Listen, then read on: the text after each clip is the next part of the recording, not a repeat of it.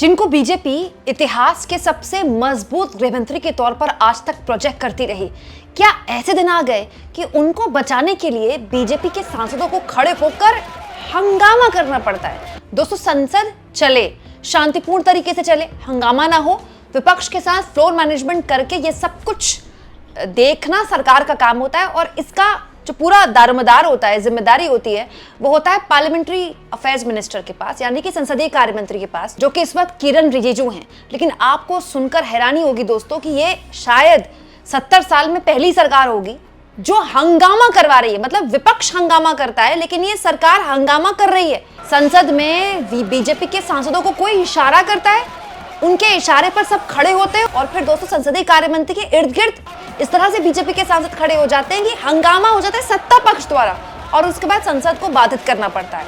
अब बड़ा सवाल खड़ा हो गया कि क्या ये सब इसीलिए कि अमित शाह को संसद में बुलाया जाए, बयान करवाया जाए, ये जिद बीजेपी को पूरी ना करनी पड़े।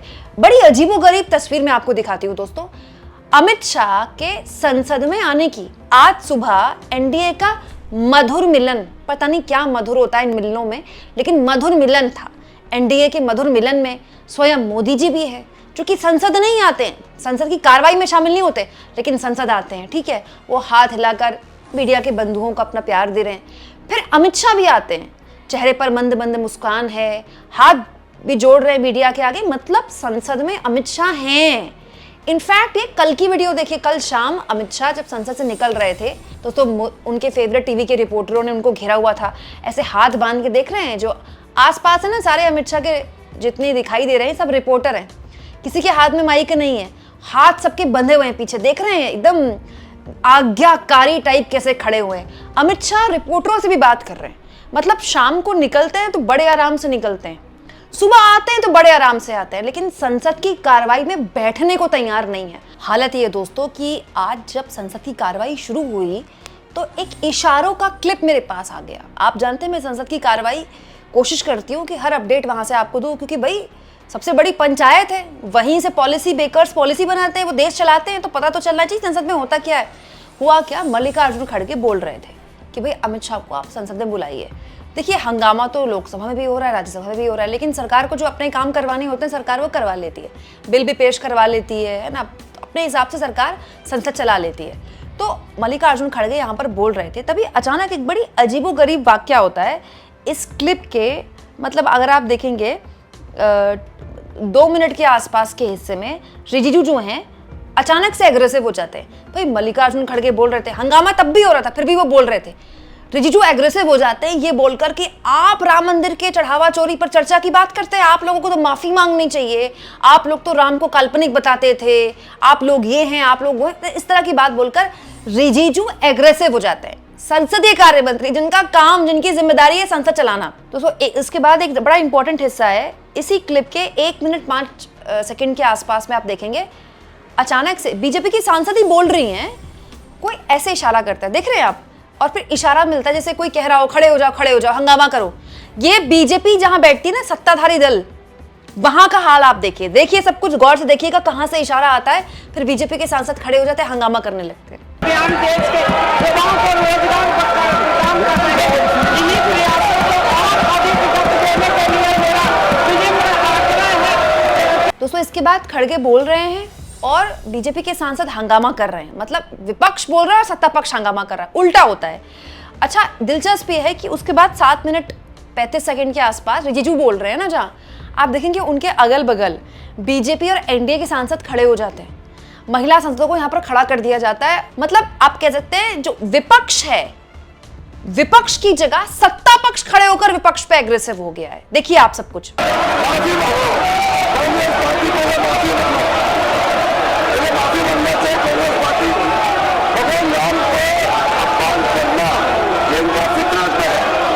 जबकि ये जब पूरा ड्रामा शुरू हुआ ना, इसके पहले जब 11 बजे राज्यसभा शुरू हुई तो मल्लिकार्जुन खड़गे आराम से बोल रहे थे। अब आप देखिए खड़गे साहब जब बोल रहे थे उस वक्त भी हंगामा था, विपक्ष के लोग पीछे से नारेबाजी कर रहे थे, लेकिन इतना हंगामा नहीं था कि सुनाई ना दे रहा हो, आराम से आप उनको सुन सकते हैं। After him, I will call you. मैं आपसे ये निवेदन करना चाहता हूँ By shouting, I am not going to call कि you. जो राम जन्मभूमि तीर्थ क्षेत्र ट्रस्ट और उसमें जो बहुमूल्य भेंटों, नगद दान, जमीन खरीद और प्रबंधन को लेकर गंभीर आरोप सामने आए हैं। लेकिन उसके बाद पता नहीं क्या हुआ, सत्ता पक्ष खड़े होकर हंगामा करने लगा। क्यों? क्योंकि विपक्ष आपसे चर्चा की मांग करे। अरे इस विपक्ष का तो काम ही ये है, वो अलग अलग मुद्दों पर सरकार को चर्चा के लिए बाध्य करेगा, यही तो उसकी जिम्मेदारी है। भाई जनता केवल सरकार नहीं चुनती ना, विपक्ष भी चुनती है ना चुनाव में, लेकिन सरकार का काम होता है विपक्ष से बात करना। लेकिन यहाँ तो सरकार के सांसद, बीजेपी के सांसद हंगामा कर रहे हैं। इसीलिए बाहर आकर मल्लिकार्जुन खड़गे ने कहा कि भाई ये तो अजीबोगरीब बात है कि हम लोकसभा में और राज्यसभा में कह रहे हैं कि हमको चर्चा करनी है।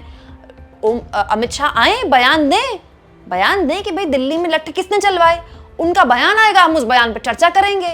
और चंदा चोरी पर हम चर्चा करवाना चाहते हैं, लेकिन ये तो भाग रहे हैं।